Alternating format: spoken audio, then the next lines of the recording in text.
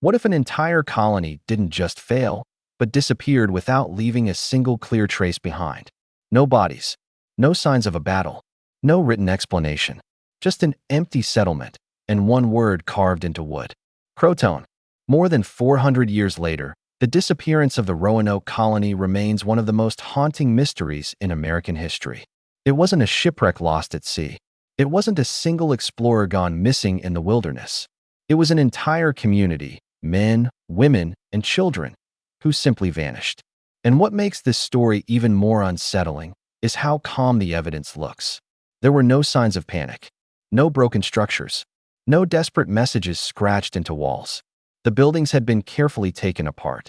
The area looked organized, intentional, almost as if the people who lived there had chosen to leave. But where did they go? And why didn't they leave a clear message for the man who would return looking for them? Because someone did come back. The governor of the colony returned after years away, expecting to find a struggling settlement in need of help. Instead, he walked into silence, an abandoned place, a mystery that would outlive him and generations after him. The word Croton was the only clue. No one knows exactly what it meant in that moment. Was it a destination? A warning? A sign of survival? Or something else entirely? Historians have spent centuries trying to answer those questions. Archaeologists have searched the land for evidence. Stories have been passed down, theories built and debated. But no single explanation has ever solved the mystery completely. Because the truth is, we are not just looking at a disappearance. We are looking at the final days of a colony that may have faced hunger, isolation, fear, and a decision that changed everything. And somewhere in those final days, before the colony vanished, something happened. Something important enough that it left behind just one word. And then, nothing else. In the late 16th century, England was beginning to look west. Across the Atlantic Ocean lay a vast, unfamiliar world, rich in land, resources, and opportunity. Spain had already built a powerful empire there, and England did not want to be left behind. So plans were made. Expeditions were organized. Ships were prepared. And England set out to establish its first permanent colony in the New World.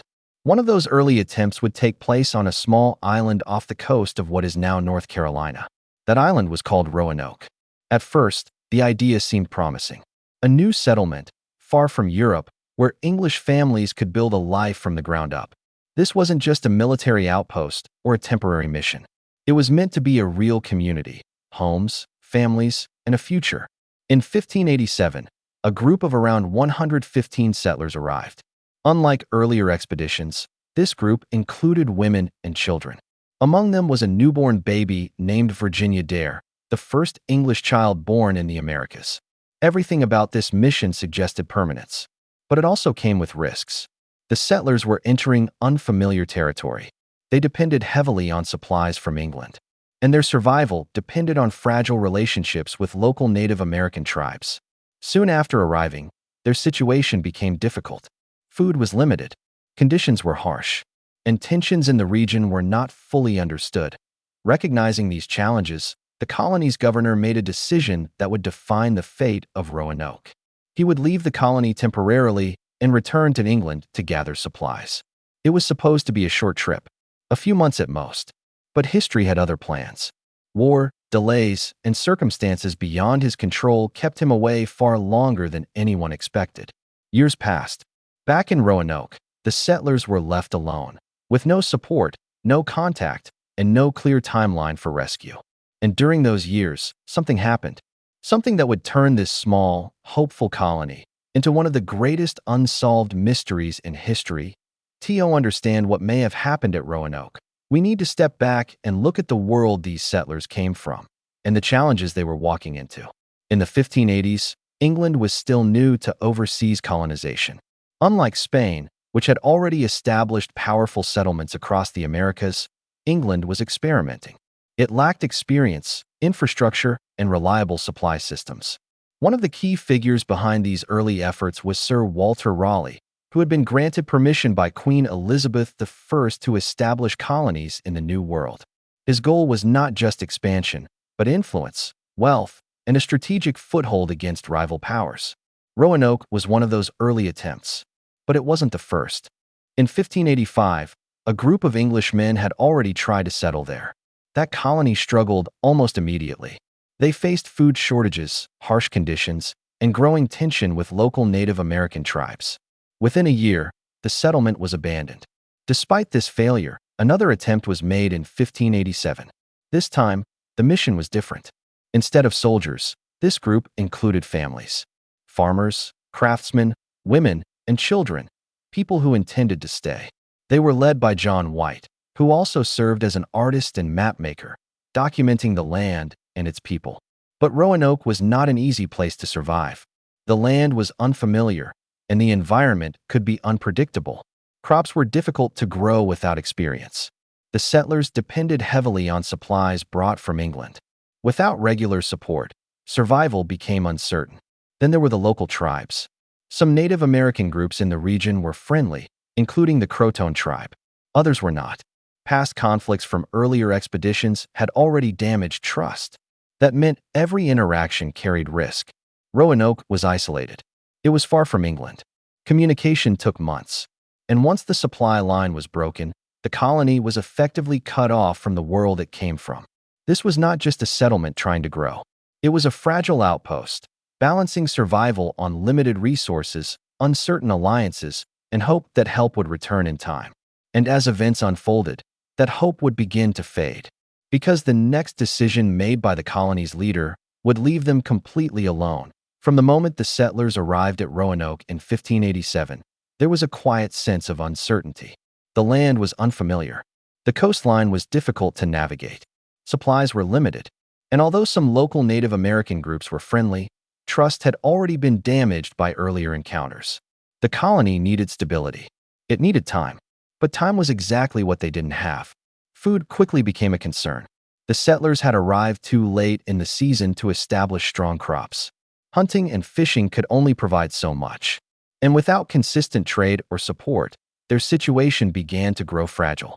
At the center of this growing pressure was the colony's leader, John White. He understood the reality better than anyone. If the colony was going to survive, they needed help from England, and soon. After weeks of discussion and hesitation, White made a difficult decision. He would return to England himself to gather supplies and bring them back as quickly as possible. It was not an easy choice. Among the settlers were his own family members, including his daughter Eleanor Dare and his granddaughter, Virginia Dare. Leaving them behind meant trusting that the colony could hold on just long enough. When White departed, the plan was simple. He would return within a few months. But the world beyond Roanoke had changed. When he arrived in England, he found the country preparing for war. Tensions with Spain had reached a breaking point. The threat of the Spanish Armada forced the government to focus entirely on defense. Ships were seized. Voyages were delayed. Resources were redirected. White could not leave. Days turned into weeks. Weeks into months. And then years. For nearly 3 years, the Roanoke colony received no contact. No supplies. No updates. No sign that help was coming. Back on the island, the settlers were left to face whatever came next, alone.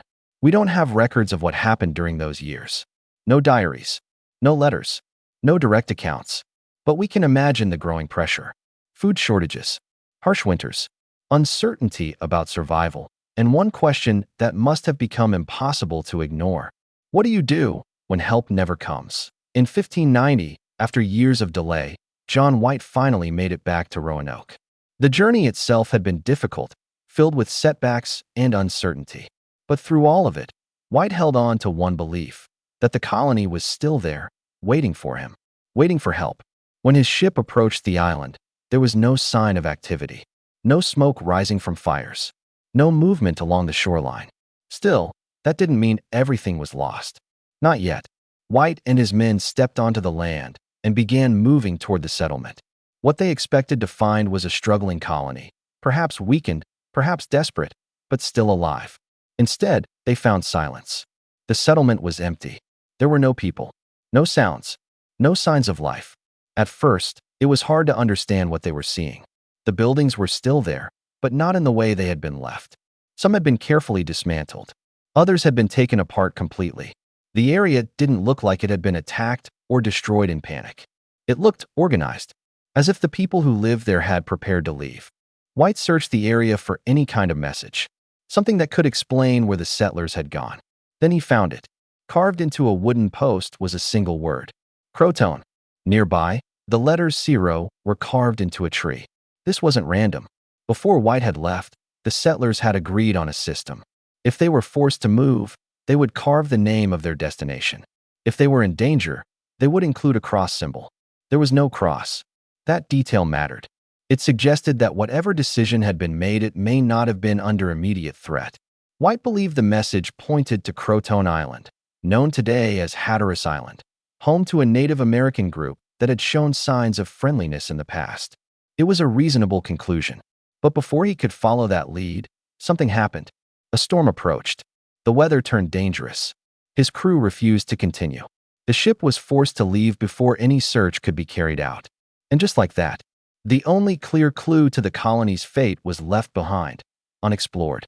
The people of Roanoke had vanished, and the answer to where they went slipped away once again. After 1590, the disappearance of the Roanoke Colony quickly turned from a troubling event into a lasting mystery. John White never returned to search again. He went back to England, carrying with him the uncertainty of what had happened to his family and the rest of the settlers. For the rest of his life, he never found an answer. But others tried. In the years that followed, English explorers made attempts to locate the missing colonists. They searched nearby islands, coastlines, and inland areas. They spoke with Native American tribes. They looked for any sign, any trace, of the people who had once lived at Roanoke. Nothing conclusive was ever found. Over time, several theories began to take shape. One of the most widely discussed ideas is that the settlers moved to Croton Island, just as the carving suggested. The Croton tribe had previously maintained relatively friendly relations with the English. Some historians believe the colonists may have joined them, integrating into their community over time. There are small pieces of evidence that support this possibility. Later reports from explorers mention Native American groups with European features or customs. Some accounts even suggested that certain tribes could speak a few English words. But these reports are limited and not always reliable. Another theory is less hopeful. Some believe the settlers may have faced famine or disease after being cut off from supplies. Without enough food or support, survival would have been extremely difficult. In this scenario, the colony may have gradually collapsed, leaving little evidence behind. There is also the possibility of conflict. Tensions with some local tribes had existed before. If relationships worsened, violence could have followed. But again, there is no clear archaeological proof of a large-scale attack or destruction at the site. Some historians suggest a combination of events. The colony may have split into smaller groups, some moving to Croton, others attempting to go inland in search of better conditions. Over time, they may have been absorbed into different communities or simply disappeared from record. And that may be the most important detail. The lack of evidence is not proof of one single outcome. It is what keeps the mystery alive. Because every theory explains part of the story, but none of them explain everything. The story of the Roanoke Colony is not just about disappearance. It is about uncertainty and the limits of what history can truly explain. More than 4 centuries have passed since those settlers arrived on a small island with hope, determination, and the belief that they could build something new. They were not explorers passing through. They were families, people who planned to stay, to grow, and to create a future. But something changed. At some point, in those final unrecorded days, the colony reached a turning point. A decision had to be made: stay and struggle, or leave and search for something better. And whatever they chose, it left behind no clear trace, no final message, no detailed record, just a single word carved into wood: Croton. It is one of the simplest clues in history, and yet one of the hardest to fully understand, because it raises more questions than it answers. Did the settlers successfully relocate and survive among friendly tribes? Did they slowly disappear due to hunger, illness, or conflict? Or did their story take a path we have not yet uncovered? Historians continue to search for answers. Archaeologists continue to study the land. New evidence appears from time to time, but never enough to solve the mystery completely. And maybe that is why the story still holds such power. There is no clear ending, no final moment where everything becomes certain. Instead, there is only possibility. The possibility that the colony survived in a different form. The possibility that their identity changed over time. or the possibility that their story simply faded quietly into history. Roanoke reminds us of something important. Not every chapter of the past is fully written. Some are incomplete, some are lost, and some remain open forever. And so the question remains, did the lost colony truly vanish? Or did it adapt, change, and continue in a way history has yet to fully recognize?